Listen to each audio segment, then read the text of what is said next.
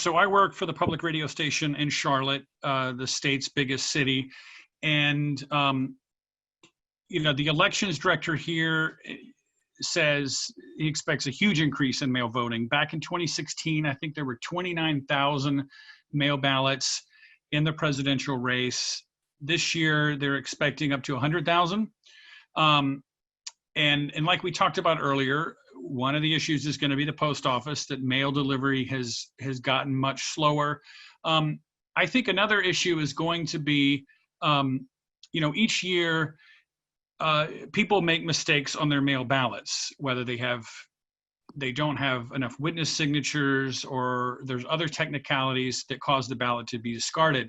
Now, in North Carolina, there was a recent ruling that says that people are going to get a do-over on their mail ballots if it's sent into the elections office, and if there's a technical problem with the ballot, they will get a second chance to correct that and have their vote counted. I think most people would agree that's a good rule and a good accommodation. I do think this time it's going to be interesting because you're going to have so many mail ballots, so many arriving late. The elections director here in Mecklenburg said he's kind of still waiting to see what's going to happen.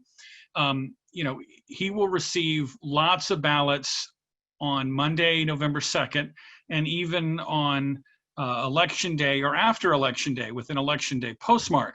So I think it's going to be interesting to see here. And he's actually looking to the state kind of to see guidance on this, how those ballots are redone when there was a problem with the original ballot, how someone revotes those essentially after the election is over. So I think that's going to be something to keep an eye on. Here in Mecklenburg County, they're saying they've reached out to their volunteer poll workers. They've said about 80% have said they're willing to work. The state, Karen Brunson-Bell they've made accommodations to try and make it easier to get people to staff those polling places, making it where you don't have to live in your precinct. I know they talked about making it a state holiday, which would allow, a bigger pool of volunteers. That didn't happen. But as of now, Mecklenburg County feels confident they will have enough people. But, of course, the elections in November, there's a lot of concern about the double whammy of COVID and the flu at the same time.